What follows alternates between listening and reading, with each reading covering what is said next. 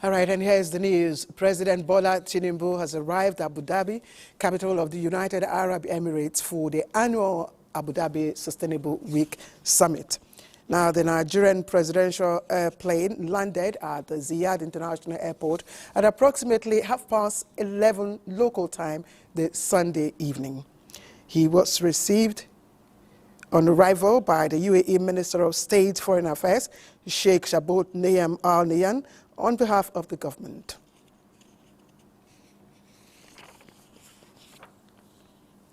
Now, the President of the Senate, Godswill Akpabio, has reiterated the commitment of the National Assembly to continually formulate relevant legislations that will ensure the armed forces of Nigeria continue to perform its functions optimally and professionally in line with the military rules of engagement. This was his message to the 2026 Interdenominational Church Service as part of activities for the Armed Forces Celebration and Remembrance Day at the National Christian Center here in Abuja. And our defense correspondent, Olajide Bello, tells us more. The 2026 Armed Forces Celebration and Remembrance Day has been described as unique as it coincides with the successes recorded in the Northeast and other parts of the nation. It is in this light that this interdenominational church service is held in honor of serving officers and those who paid the supreme price.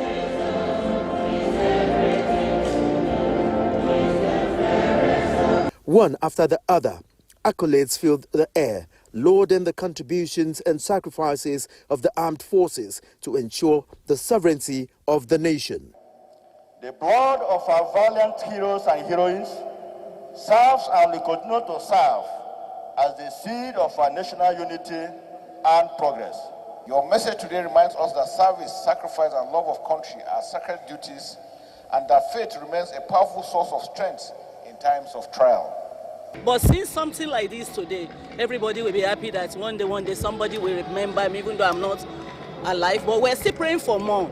A message of hope by Most Reverend Dan Okafor harped on gratitude, encouragement, and spiritual hope. We remember our fallen heroes, sons and daughters of Nigeria, who laid down their lives that our land may live in peace.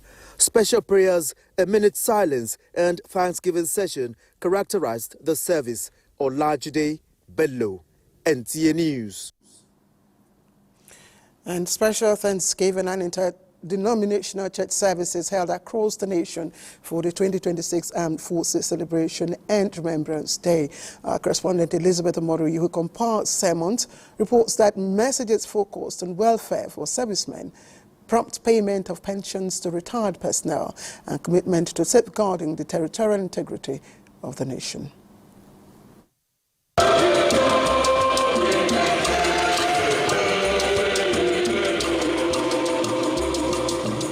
In Anambra, Governor Soludo at the St. Patrick's Cathedral, Awka, says efforts of the armed forces in maintaining peace and security in the country will never be forgotten. Grace Anyoleke in Ibadan, the Oyo State capital, reports that at the commemorative church service, Nigerians were advised to use their positions to influence positive changes to ensure safety of all in accordance with the ministry of Jesus. But we must appreciate the sacrifices members of the armed forces make.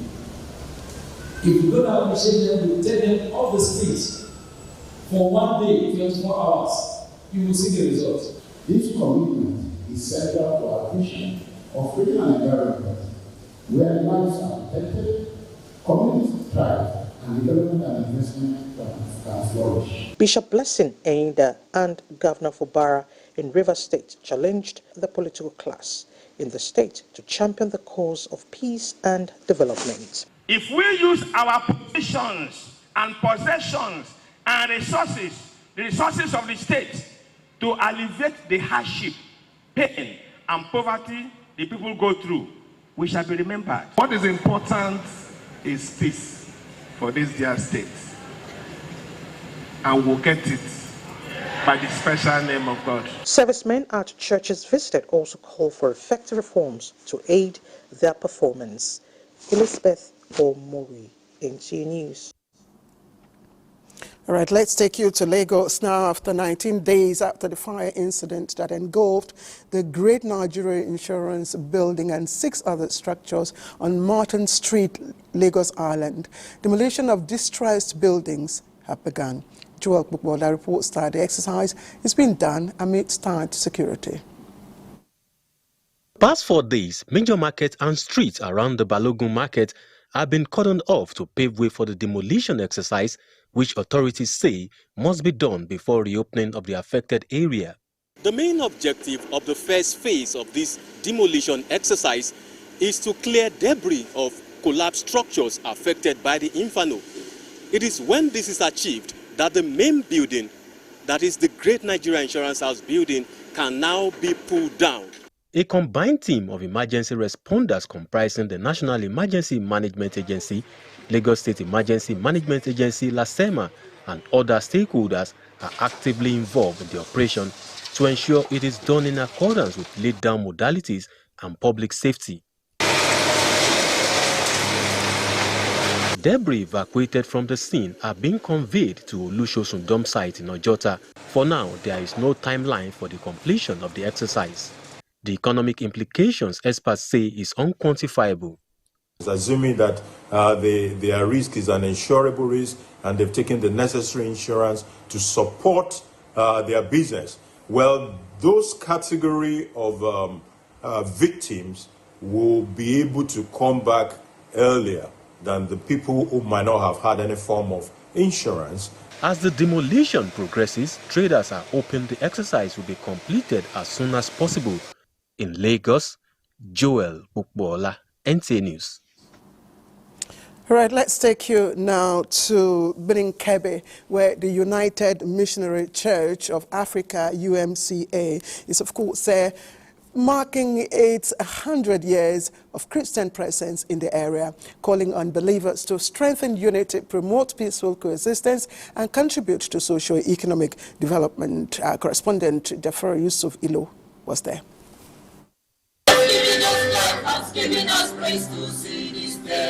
The centenary celebration of United Missionary Church of Africa in Zuru reflects on the journey of the church, celebrates the rich cultural heritage of the people of Zuru, and honors the sacrifices of early missionaries and spiritual leaders who spread the gospel across the emirate. The guest speaker, Reverend Medawatari, urged the Christians to uphold the values of faith, unity and service, and call on residents to support efforts to improve security in Zuru, Kebbi State and country at large. Many of us today are products of the work of those first missionaries. The now challenges for us who are recipients of their good works. My prayer is that we will continue to abide by the teaching our parents left for us, because they were clean, and I think there was nothing like hatred. We were all one family.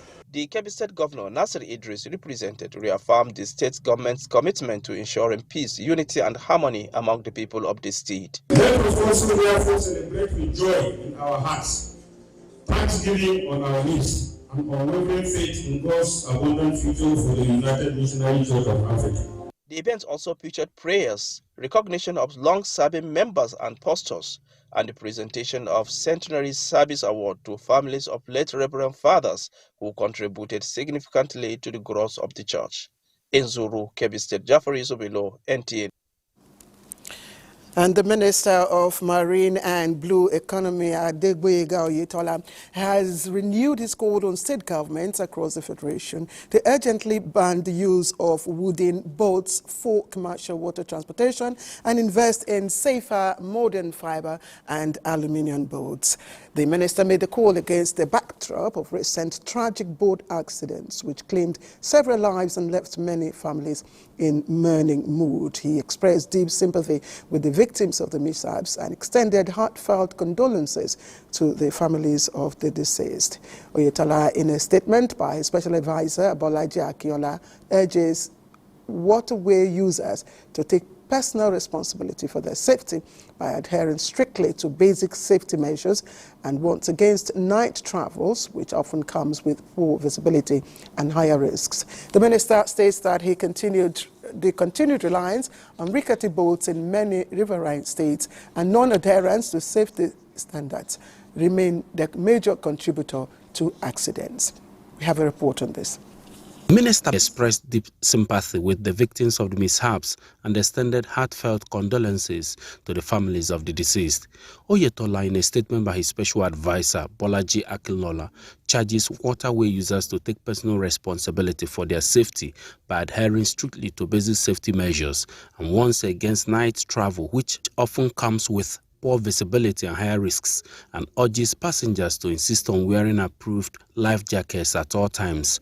The minister stated that the continued reliance on rickety boats in many riverine states and non-adherence to safety standards remain the major contributors to accidents on Nigeria's inland waterways, noting that many of these boats are poorly constructed, inadequately maintained, and prone to structural failure, especially when overloaded or exposed to harsh weather conditions. Oyetola added that phasing out wooden boats in favor of fiber-reinforced plastic and aluminum boats will significantly improve safety on waterways.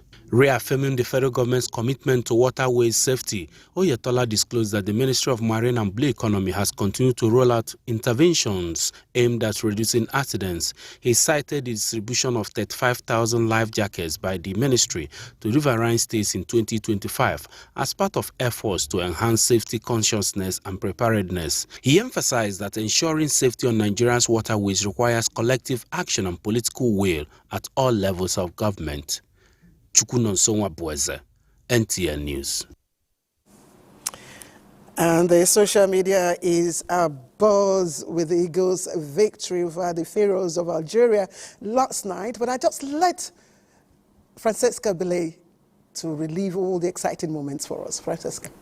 Thank you so much, Claire. Welcome to Sports Update. Now, the Super Eagles resumed training with a recovery session at the Stadium Football Complex on Sunday evening, shortly after their arrival in Fes following their quarter-final win against Algeria Desert Foxes. The team returned to Fes, where they had previously played all 3 group matches and a round of 16 game against Mozambique's Mambas. The 3-time champions secured a 2-0 victory over the 2-time champions at the Grand Stade de Marrakech on Saturday.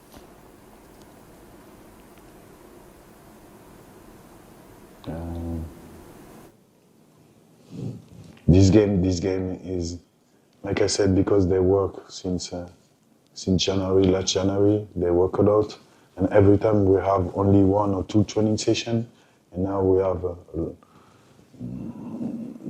more training session to work.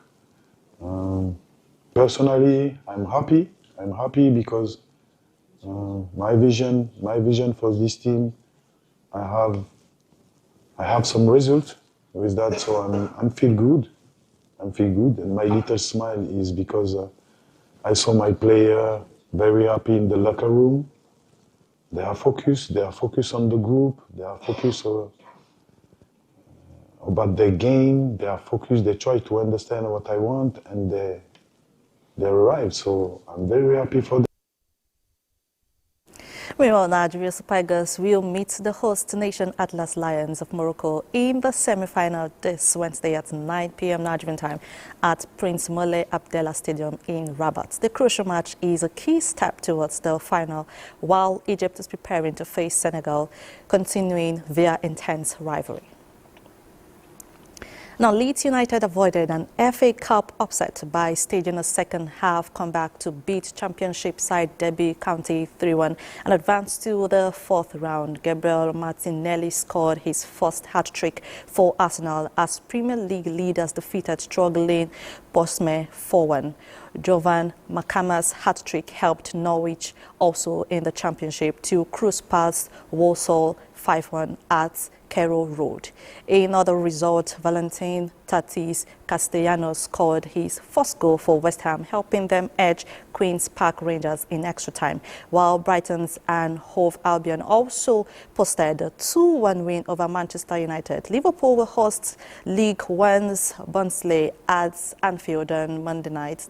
The Reds currently sit 4th in the Premier League, whereas Barnsley are 17th in League One, putting 57 league places between the two clubs. To tennis, Poland claimed their first United Cup title after defeating Switzerland despite an early comeback, with world number 2 Igor Swiatek losing her opening single match to former Olympic champion Belinda Bencic 3-6, 6-love, 6-3 in Sydney. But Poland fought back. Hubert Hurkacz leveled the tie with a thrilling 6-3, 3-6, 6-3 win over three-time Grand Slam champion Stan Wawrinka in the men's single. And in the deciding mixed doubles, Polish duo Katarzyna and Van Zielinski maintained their perfect record by beating Bencic and Jakub Paul 6-4, 6-3 to secure a 6-1 overall victory. So talking tennis, ahead of the Australian Open, world number 1 Aryna Sabalenka claimed her second straight Brisbane International title by defeating Ukraine's Marta Kostyuk 6-4, 6-3 in an hour and 17 minutes on Sunday. The tournament win marks Sabalenka's 22nd major title victory. That just brought it back to you, Claire. Yes, Francesca, did I say Pharaohs of Algeria? Don't mind me. I was actually hoping that we'll meet, the Pharaohs of Egypt at the semis. Yeah. But, the Pharaohs did beat the Elephants of Cote d'Ivoire. Yeah. And Super Eagles won the Fox Deserts of Algeria. But let's see how it goes. Thank you. Thank you so much. All right, let's transition to other stories now. On the district head of Sabongeri Puba, Askira Uba local government area of Borno State, Malam Jidayi Philibus Saria Wapa, is dead.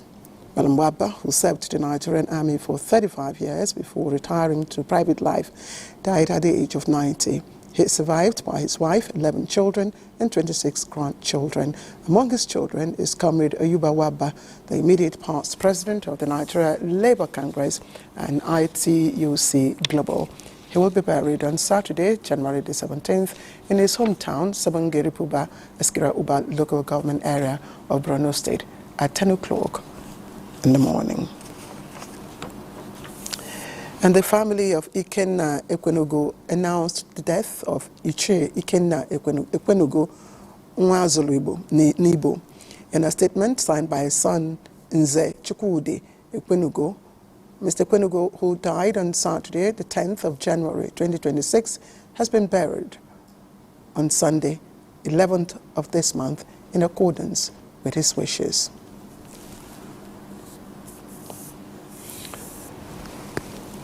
And that's the news from here, the network service. Please don't go away, don't change the dial. Newsline continues in just a moment. All right, welcome to Newsline proper. And tonight our first stop will be in Abu Dhabi, where, of course, President Bola Ahmed Tinubu has joined the other global leaders, of course, to advance Nigeria's position on sustainable development. Now, the president arrived to the international airport at approximately 11:30 local time this Sunday evening.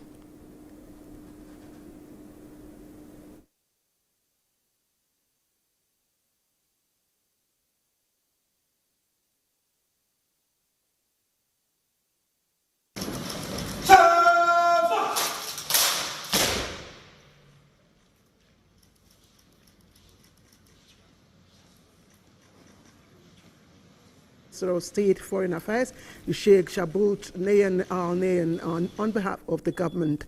President of the United Arab Emirates, Sheikh Mohammed bin Zayed Al Nayan, invited President Tinubu to participate in the 2026 edition of this summit beginning this Monday. The week-long summit is an annual event that mobilizes leaders from government, business, and society to chart the next era of sustainable development with the theme, The Nexus of Next, All Systems Go. ADSW will connect ambition with action across innovation, finance, and people, showcasing how the world can move forward with confidence. It will be recalled that President Tinubu, who departed Lagos on Sunday, December 28, has been in Europe as part of his end-of-year break. All right, let's now move on to demystify, some perception about the month of January, and it's just 31 days on the calendar, yet for many it feels far, far longer. But is it really? It's popularly dubbed the longest month. January has become a shared national experience, one filled with jokes, memes, and survival strategies. But beneath the humor lies a real story of adjustment and hope. So, is January truly longer than the months?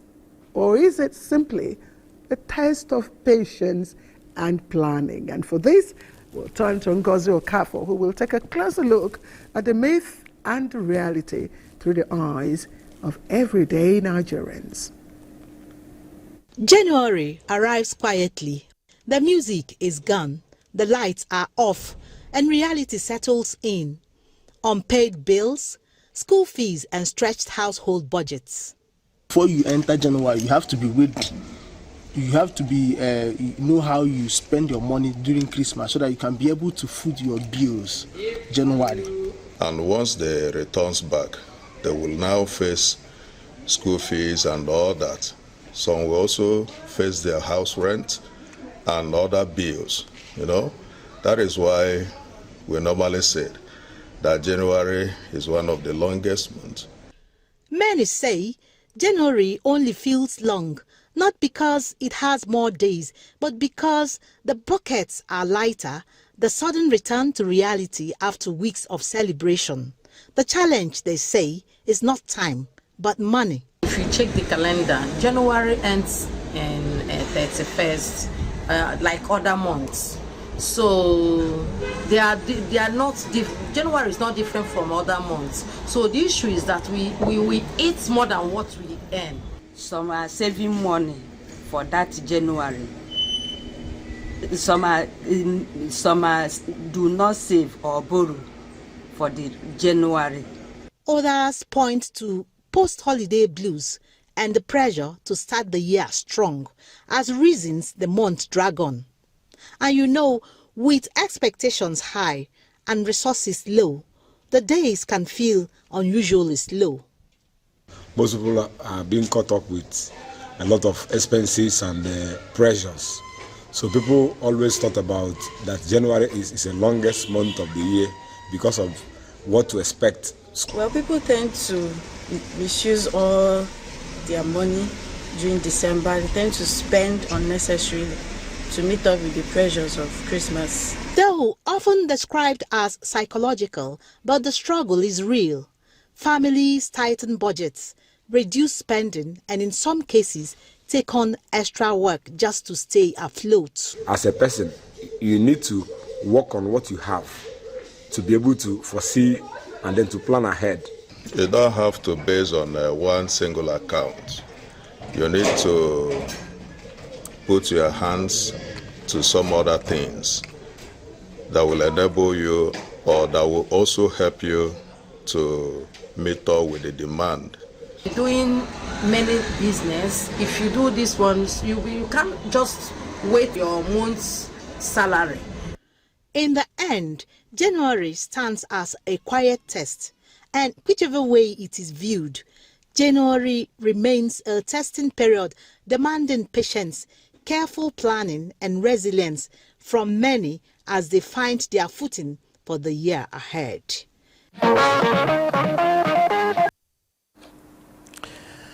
All right, now it arrives quietly every January.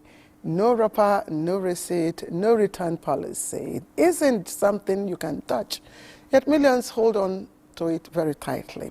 From promises to eat healthier, save more, pay harder, or maybe finally wake up early. Yes, it's that familiar annual ritual many of us love and often abandon before even the end of January.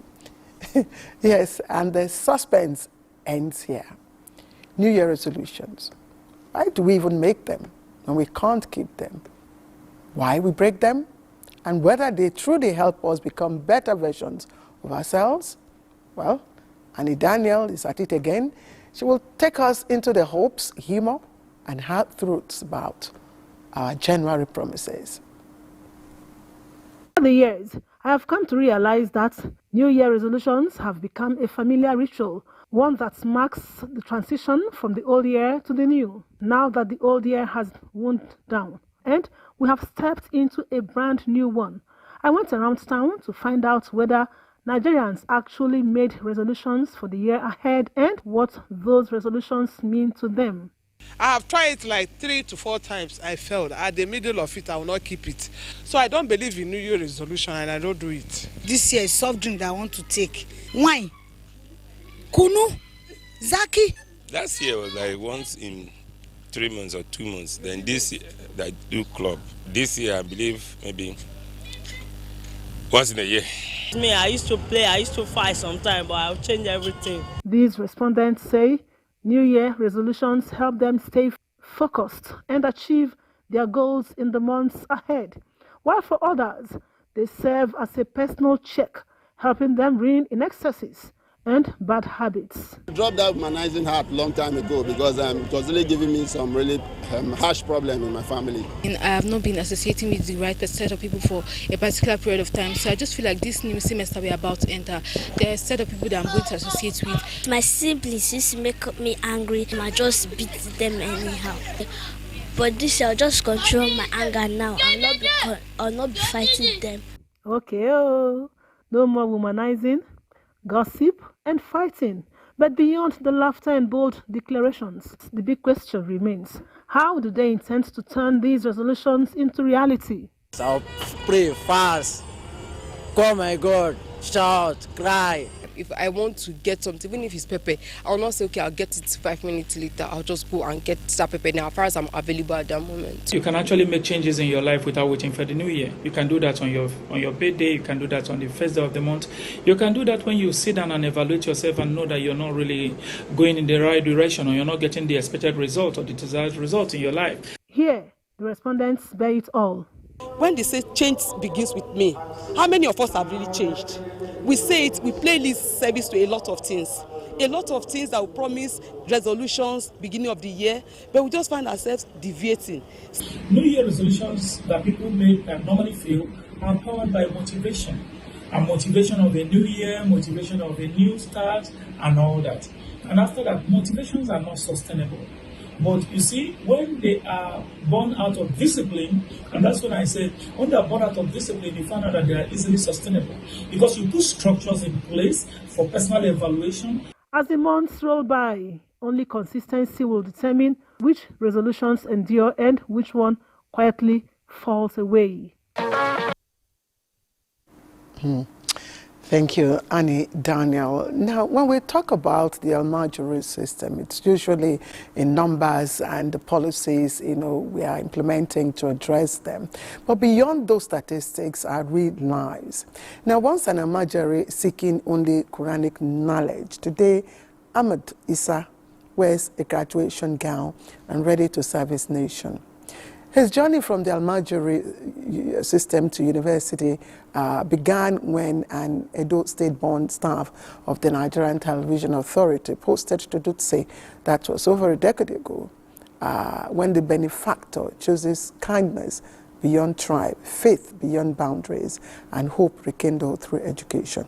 And while Mohammed Kazaure tells us more.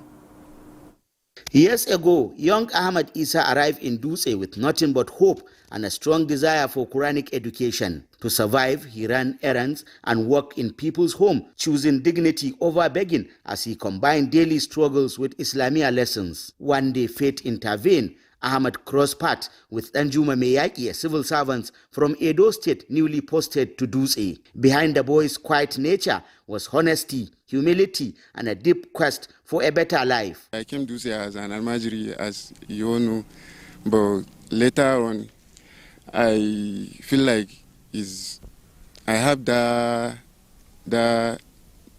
desire and urge to also go for Western education. So as I decided to do so, I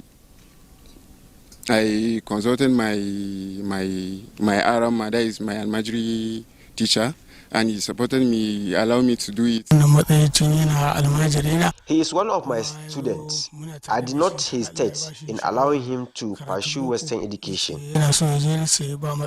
Moved by Ahmad's sincerity, Miyaki made a life-changing decision. He enrolled the boy in primary school and provided the care and support of a father. Ahmed has just proved to me that every child born in this world has potential to succeed in life if given the opportunity to be trained and sent to school. He marked the beginning of a new chapter. Under Miyaki's guidance, Ahmad successfully combined Quranic and Western education. His dedication paid off as he completed primary school, junior and secondary school with impressive results. In 2019, Ahmad gained admission into the Federal University Dutse, where he studied criminology and security studies. He graduated with a second-class upper degree. While in 200 level, Ahmad received further encouragement from the then General Manager of NTA Dutse, now General Manager NTA Parliament, Abdullahi Garba Burnunkudu, who inspired him to take his studies seriously. Today, Ahmad proudly wears the khaki uniform as he completed the National Youth Service Corps after serving in Zaria, Kaduna State, a symbol of triumph over adversity. I can't even describe how I feel now. I'm overexcited. I can say the joy, the word is not enough to describe how I'm feeling, because I know what I come through, how the process, how the obstacle, the challenges, but still, alhamdulillah, by God's grace, and I make it now. Beyond academics, Ahmad also acquired tailoring skills during his school years. He now runs a tailoring shop on Hakimi Street, Dutse, with 5 apprentices under his mentorship. I don't have money to open my own shop, so I started it from my room. I have my machine. His mother says Ahmad, who lost his father at the age of 2, is the first graduate in the family. We are very grateful and happy and praying the education to be beneficial to him and the society. When he was Almajiri and seek for my advice, I graciously approved for him to pursue Western education. What makes this story exceptional is not only Ahmad's rise from the street to success, but the bond behind it, a Hausa Fulani Almajiri and a Niger Delta benefactor, united by compassion beyond ethnic, religious, and cultural divides. If you think that story is inspiring, then wait until you have watched our next story. At just 5 years old, Abba carries a burden no child should bear. What should have been a journey to a new beginning left scars the time cannot erase, confining his childhood to new limits. Yet, Abba refused to be defined by what he lost. In his quiet struggle lies uncommon strength, a small boy with an unbreakable spirit, determined to earn a living and rewrite his story against all odds. Fatima Issa has the story. Abba was only 5 years old when an accident led to a severe injury to his hand. With no immediate access to proper medical care, the injury worsened. By the time his family eventually got him to a hospital, doctors said the damage was beyond repair. To save his life, his hand had to be amputated. He is self-reliant. He does everything for himself. His father is poor, and I am not doing anything for a living. We are grateful to the Lord Almighty. This house we are not paying. Otherwise, it would have been difficult for us. He is knitting his scarf, fetching water, and other domestic work. For a child so young, it was a painful introduction to a new reality, one that could easily have crushed his dreams, but Abba chose a different path. We are like brothers. I am 16 years old and he's 15. We are doing everything together until the fateful day this calamity befell him. But we are still friends and we are always together playing football. Growing up with one hand, he learned cap knitting, one of the most popular traditional crafts in the metropolis. Today, his skills Patience and determination have earned him admiration within his community. My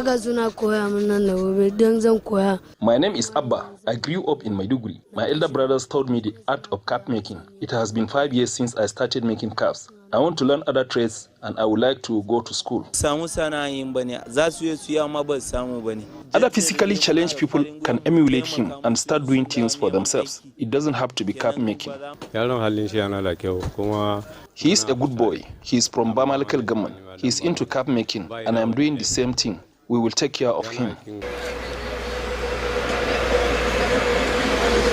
What makes Abba's story remarkable is not just his talent, but his mindset. He believes his disability does not define his ability to succeed. Through his work, Abba now supports himself, restores his confidence, and inspires others facing similar challenges.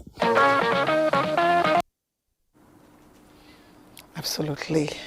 I don't know what to say. Very, very encouraging there.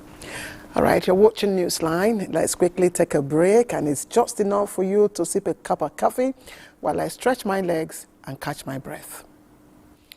All right, welcome back to Newsline, and let me quickly take you to Ile-Ife. Now, that's, of course, the home where tradition and reality meets. So 10 years after ascending the sacred throne of his ancestors, the Oni of Ile-Ife, Oba Adeyeye Ogunwusi, has honored one of his own for a lifetime of quiet impact. Sunday, Obiyinka Omoni was installed as the Otun of the Source, and that's one of Ife's most prestigious titles. It's a recognition earned through years of purposeful leadership and service to both his homeland and Nigeria.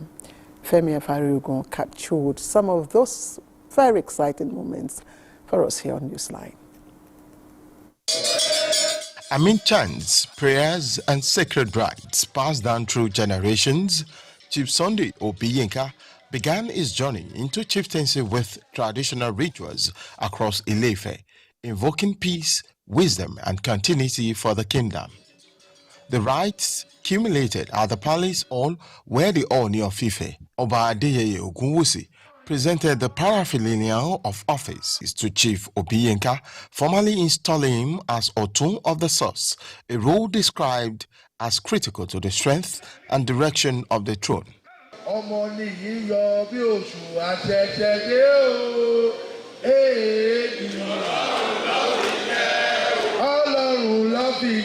He's a man with a golden heart. He's a man with a large heart. Celebrations later moved to a resort where family and well-wishers gathered to celebrate the installation that coincides with Chief Obiyinka's birthday.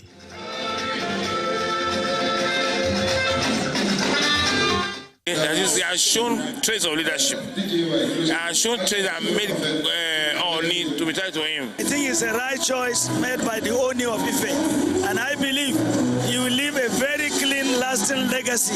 It's somebody that you can always call your own and somebody you should have in your corner. Members of the Senior Executive Course 44-2022 of the National Institute for Policy and Strategic Studies were on ground to celebrate with one of their own. He is a community man. He has invested very heavily in the development of community, in the development of the youth. He is indeed a gentleman, and he has really earned this position. But beyond him reaching out and being there for people is the fact that he's a bundle of inspiration to other people. We wish him all the best, and God's willing is going to perform even beyond the expectation of most of us that are here. The newly installed Otun of the Source expresses gratitude to the Oni and the people of Ile-Ife. I'm delighted that I'm the first Ife son to be installed chief since Oni came to the throne 10 years ago. I pledge my loyalty to the throne. I pledge my loyalty to the development of Ile-Ife. Born in the year 1970, Chief Sunday Obiyinka is a respected voice in educational publishing sector national and internationally. All right, our next stop will be Adamawa Emirate, which welcomed a new custodian of trials and service. Yayaji Minjiawa, Commissioner for Local Government and Chieftaincy Affairs. He was turbaned as the 9th Marafa Adamawa in ceremony, a ceremony that reflected the depth and continuity of rich cultural heritage. We join our correspondent, Rihanna Balla.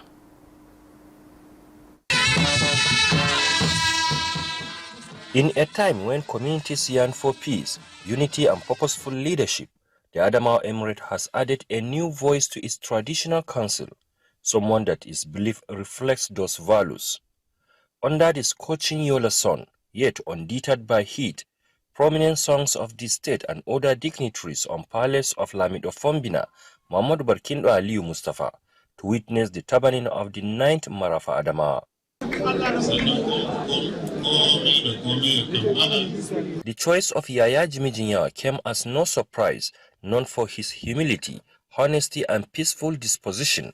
He was found worthy of the revered title in recognition of his impact and numerous contributions to societal growth and development.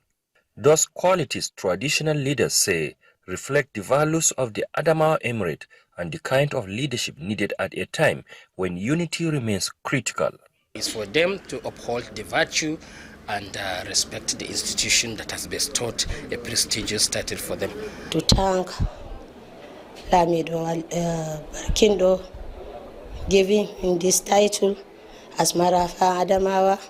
Just pray that Allah will guide him for all he has been doing and for all he will do in future. I wish to congratulate my father. Lamido Fombina charges the new Marafa to uphold the values of the Emirate and continue to promote peace and harmony among the people. The new Marafa Adamawa Yaya Jimmy Jinyawa pledges to champion peace, unity and development within the Emirate and beyond, assuring the people of his commitment to service. We will collaborate and work together for the development of the Emirate. The celebration continued with a reception hosted by the Marafa Adamawa, where friends and well-wishers gathered to show continuous support.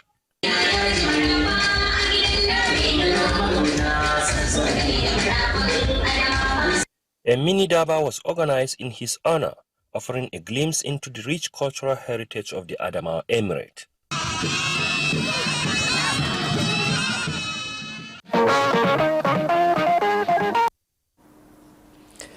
All right, from Adamawa, we move to Biu. And after nearly 50 years of silence, a long-lost tradition has come alive again in southern Borno.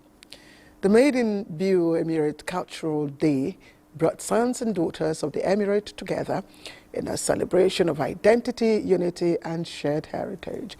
Now, organized by the Biu Forum, the event showcased the rich culture of the Burabura people alongside other ethnic groups within that emirate, rekindling, of course, the hope for stronger bonds among its diverse communities. Pauline Kujivana was there.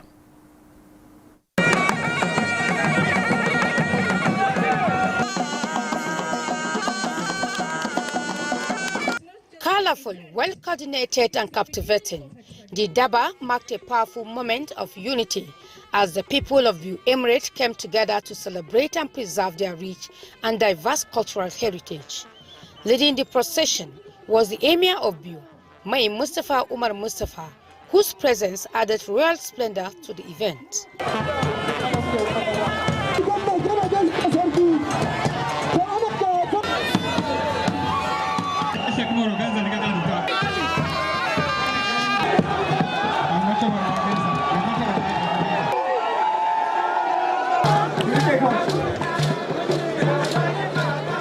The event drew a strong turnout of distinguished guests and community leaders from within and outside the Emirate, reflecting the respect and wide appeal the celebration commands across Borno State and beyond. Their presence underscores the importance of culture as a unifying force among the people. This is the actualization of His Royal Highness's ambition. This celebration remind us that our strength lies in our togetherness. We speak of reviving Paburubra. Paburubra is more than a name. Paburubra is our language, our dressing, our food, our music, our value, and our unity. This maiden edition of celebration is not just an event, it is the beginning of a tradition, a platform for unity.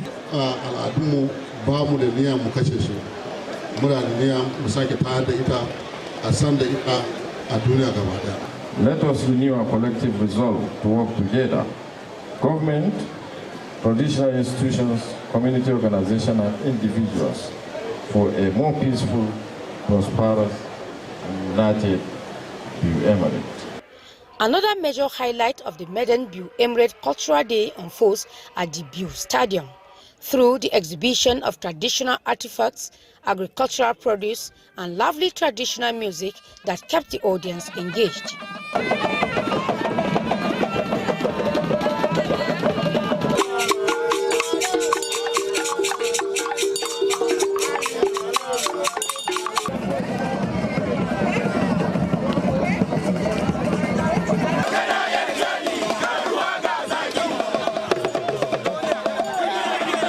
From miniature traditional homes and blacksmith tools to cotton weaving, clay pot making, and replicas of ancient weapons, each display told a story, offering visitors a glimpse into the history, skills, and identity of the Biu people and southern Borno as a whole.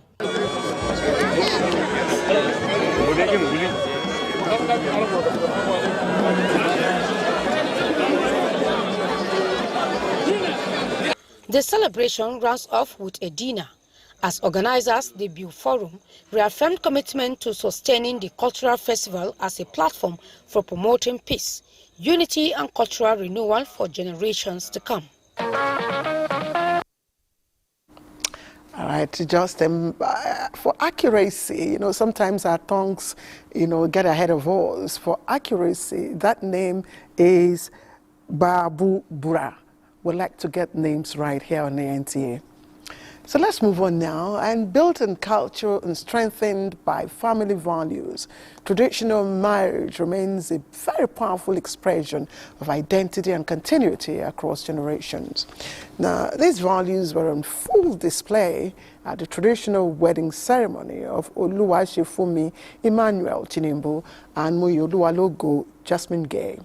Emmanuel Tinubu is the son of Dr. Adekunle Tinubu, the chief personal physician to President Bola Ahmed Tinubu, and a nephew of the president, adding state and national attention to the joyful union. Our correspondent, Ime Udori, was at that ceremony. The rhythmic sounds from the talking drums, the rich display of colors, music, and timeless Yoruba customs and tradition rendered the air. The wedding ceremony was graced by dignitaries including the Governor of Lagos State, the Inspector General of Police, and senators.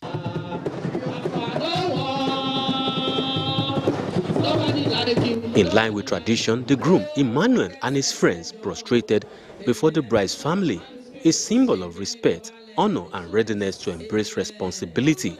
For him, the moment is not just ceremonial, it is a pledge to a lifelong commitment. Then came the bride, Moyoluwalogo, radiant and regal.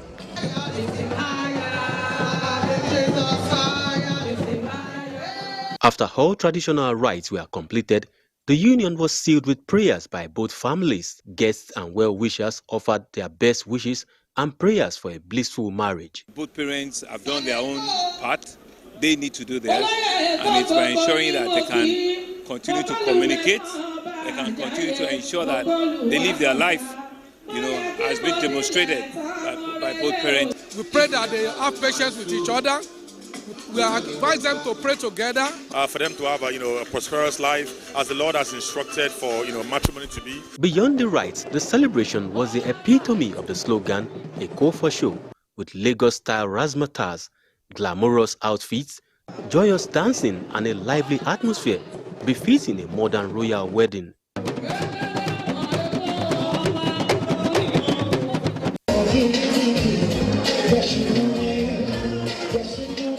For their parents, it is a joyful experience of a lifetime. To be having a wedding for your child is something that a lot of people don't get to experience.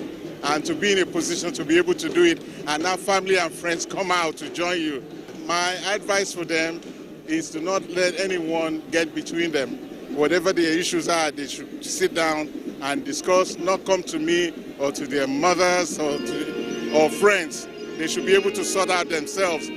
It will be a union that will be an everlasting one. It will be a union that the Lord will bless with children. It will be a union, a glorious one. I pray that the Lord will open doors unimaginable for them. The Spirit of the Lord will continue to direct everything that they do. A union rooted in culture, wrapped in glamour and sealed with love. Monyolua logo and Emmanuel's wedding is no doubt a Yoruba traditional wedding to remember. All right, now for a moment, Maiduguri stood still, not for politics this time, but for love, family, and tradition. In Dalori, along the reef axis, the occasion was the marriage of children of the APC Deputy National Chairman North, Ali Bukar Dalori. So beyond public office, it was a personal family celebration. And guess what? Iya Maji's eyes and ears captured the color, emotion, and significance of this society wedding. And of course, she compiled the report that is presented from our studios here. Over the weekend, love found its moment in Maiduguri. So, well-wishers gathered quietly at the Ali Bukar Dalori family residence in Old GRA, from where they moved to Al-Ansar Mosque for the wedding fatia of Usman Ali Bukar Dalori and Amina Gambo Mimodu, a union sealed in simplicity, devotion and tradition. Officiated by the chief imam, Sheikh Gwani Umar, the marriage was marked by a modest dowry of 6 gold coins, a gentle reminder that meaning outweighs measure. Governor Babagana Umar Zulum stood in for the groom's family, while Dr. Mohammed Kari Dekwa represents the bride, underscoring the bond between families and community. As the day unfolds, the celebration became a college of togetherness, voices, smiles and heritage woven into one. Barazu Governor, Professor Babagana Umar Zuluma, Adema Majolosunza. I want to appreciate Borno State Governor Professor Babagana Umar Zulum, his cabinet and other well-meaning individuals who graced the occasion. My advice to my son and daughter is that they should be patient with each other and they shouldn't involve any third party. I believe the fact that both of them have gotten enough level of education, they will do justice to themselves, and I pray to Almighty Allah to keep them together, give them the wisdom, strength, and courage to live together. Patience upon patience. You know, without patience, no marriage can succeed. So whatever it is, whatever there is, let them resolve within themselves. I urge them to be patient always, and also committed to the tenets of the marriage. I want to wish you very well on behalf myself, and the chairman of our party, and I'm wishing you all the best. The life outside marriage is different from the life inside marriage. The most important thing is patience, and the wife must submit herself to the husband. I'm wishing them the best of marriage life, and I wish them peace and prosperity in their life. He was the chairman of Forum, and I am the secretary of Forum. I had a wonderful working relationship with him.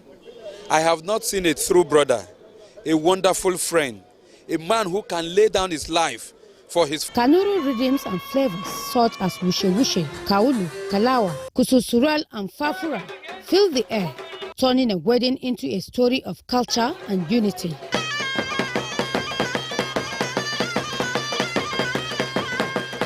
And for the couple, in simplicity they found meaning, in unity they found forever.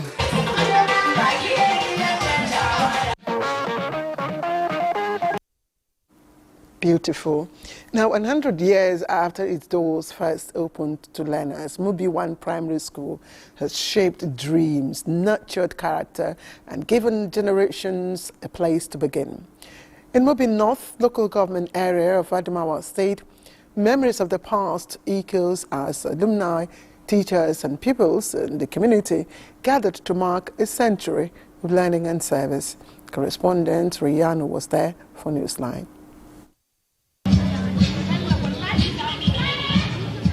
This is Mubi 1 Primary School when it opened in 1926 with just 2 blocks of classrooms.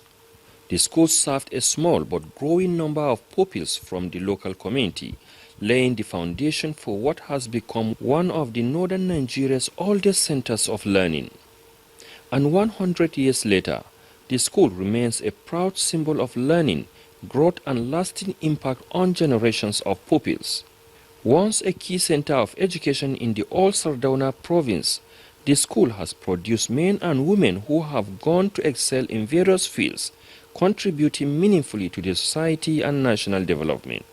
Here it is where I took the first baby steps. Here is where I formed the first English words. Here is where I formed the first phrases. Here is where I formed the first sentences that today I use all over the world and all over the country. So, the centenary celebration was that of joy and a time for reflection and renewal. Former pupils, teachers and stakeholders came together to relive memories and, more importantly, to discuss ways of strengthening the school for future generations. For 100 years, this great institution has molded minds, shaped destinies, and produced men and women of character who today serve Nigeria and humanity with distinction. As we are today celebrating 100 years of academic excellence from 1926 to 2026, we equally stand to remember the memories of our past teachers who taught us, our school, childhood mates, friends, living and dead as well, alike. Government must improve the condition of the public school system. Teachers must be trained, teachers must be recruited, teachers must be motivated. An endowment fund was initiated to improve infrastructure like fencing of the school, establishing an ICT center. Mubi 1 Primary School says the journey of a century is a call for a stronger and more promising future.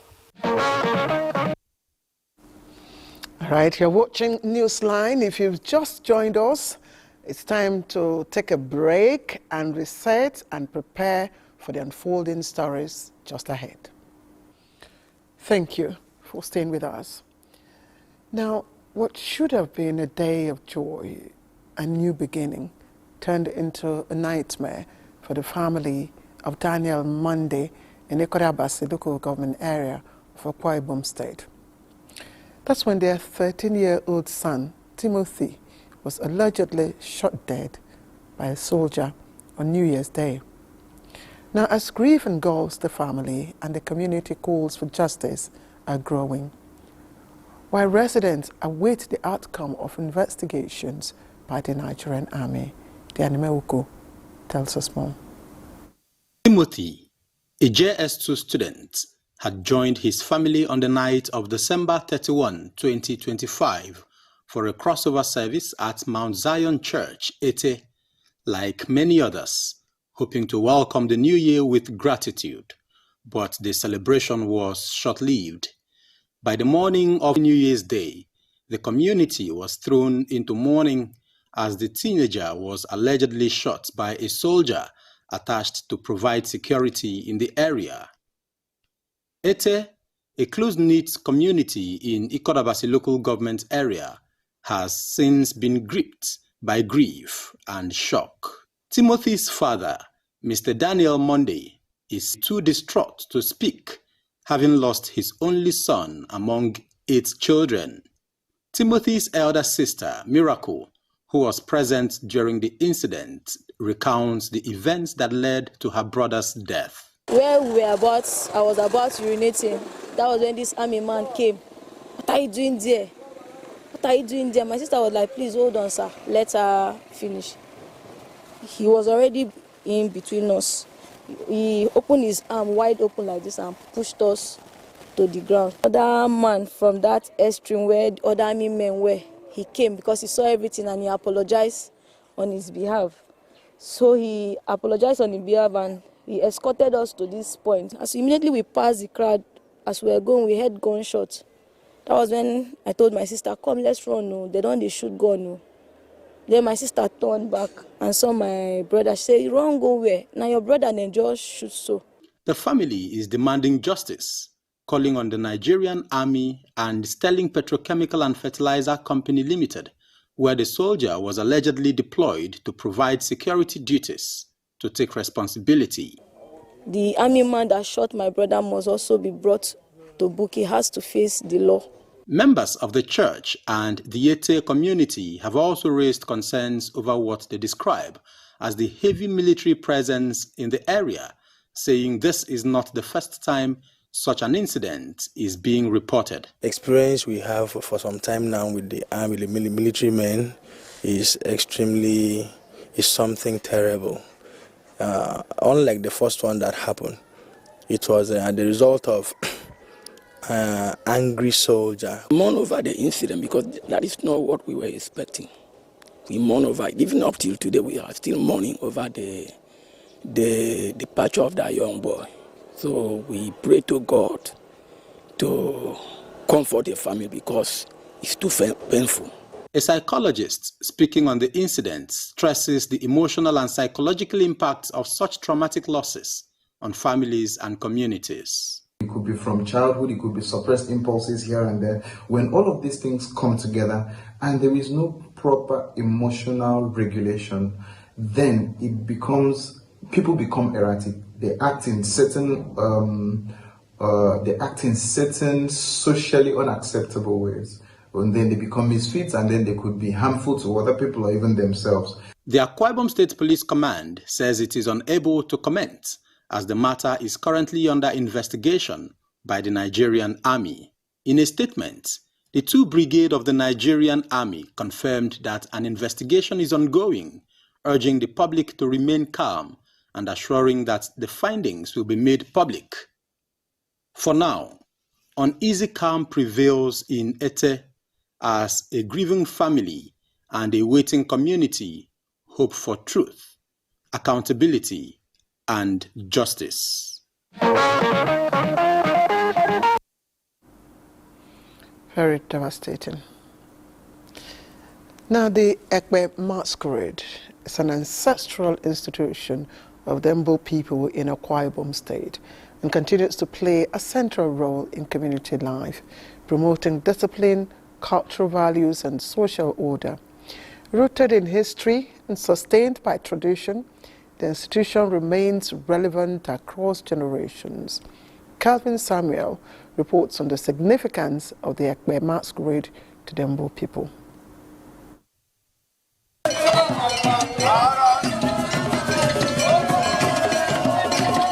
Hidden behind colorful masks and swirling costumes, the Ekpe Masquerade carries the voices of Mbo ancestors, a link to the people's roots and traditions, also representing ancestral spirit believed to watch over the land and its people.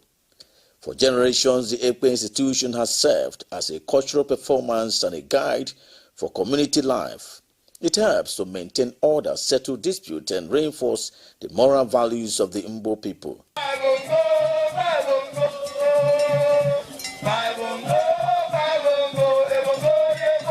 Elders say the masquerade is a vivid reminder of their origins, teaching respect, honesty, and unity in every performance.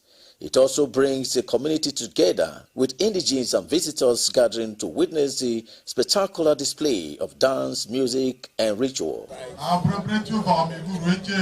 We want to revive and restore our culture. It's our own way of life and we must not throw them away.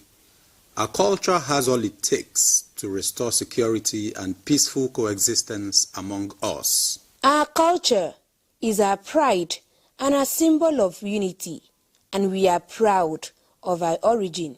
I really appreciate what is happening. The revival of our culture has opened my eyes to. Even in the rapid modernizing world, the people of Mbo remain committed to preserving their Ekpe, Ekpo, and Akata traditions, seeing it as a vital part of their identity.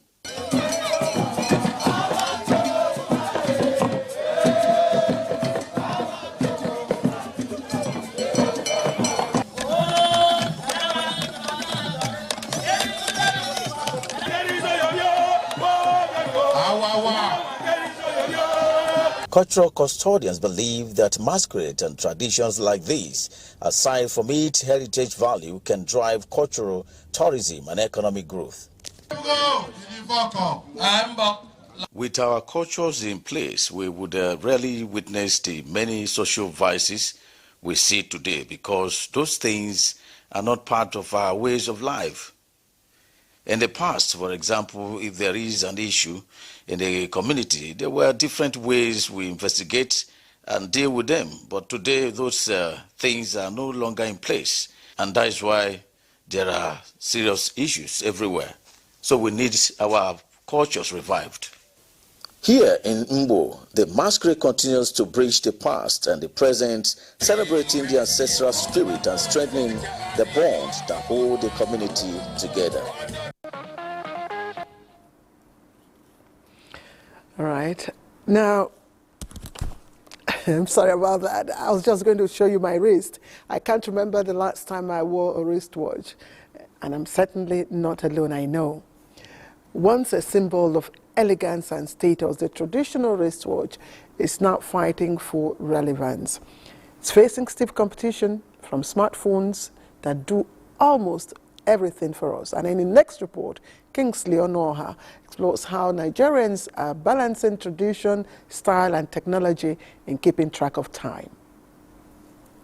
Decades, the wristwatch reigned supreme. Watches told more than just time. They told stories. But as mobile phones began to occupy people's pockets and palms and bags, many started to wonder why wear a watch when your phone tells the time, and so much more. Available statistics show that while traditional wristwatch sales dropped after the rise of mobile phones, they have seen a resurgence in recent years, especially among millennials and Gen Z.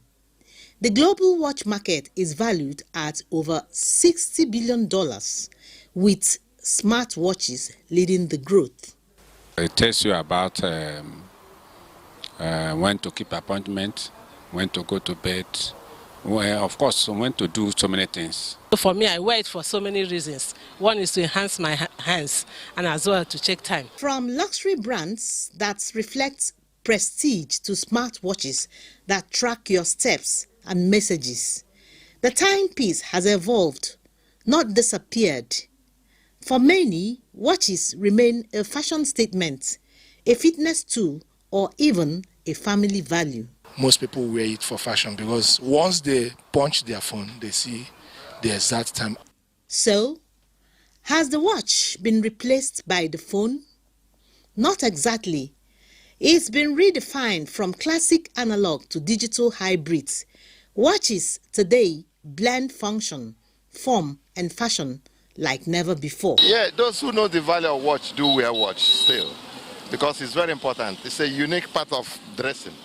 People wear wristwatch for fashion, but me, I wear my watch because of checking of time. There are a lot of people who wear wristwatch these days. Even as you can see, I'm wearing one. Whether it's ticking on your wrist or glowing on your screen, time will always find a way to be told. The real question is, how do you choose to wear yours? Well, I know somebody who will never go anywhere without wearing his wristwatch, Abdul Hadi Bello. What about perfume? They say it's the quiet poetry of everyday life. And in a society marked by heat, hustle, and human closeness, a single spritz can't feel like a small escape. A breath of freshness that restores confidence and keeps unwanted smells at bay. It has the power to comfort and encourage one to step into the day with a lifted spirit. So, this simple ritual has become a language of its own. People reach for scents that match their mood, reminding them of someone dear or simply help them feel clean and composed in a fast-moving world. Binta Adamu captures these everyday stories from perfume lovers who find meaning in a bottle of fragrance. Perfume, a blend of essential oils, aroma compounds, and solvents that make one smell good. Whiffed of a familiar scent can bring back a memory, calm the mind, or lift the spirit. And long before a word is spoken or smile is shared, fragrance often speaks first. From the woman who adds a touch of fragrance before heading to the market, to the young man who never leaves home without his body spray, many say a simple scent can brighten their mood and boost confidence. I love men perfume because I like it ash. I love when I'm passing, you're perceiving it, tell me I love your, so that's just it. I remember people, most especially my siblings, my parents, my boyfriend, by their smell of perfume. I love perfume. Like the one I love is the soft one. The one that is not too harsh like that. Across faiths, religious clerics have also encouraged the use of perfume. In both Islam and Christianity, fragrance is tied to cleanliness, dignity, and respect for oneself and the people around them.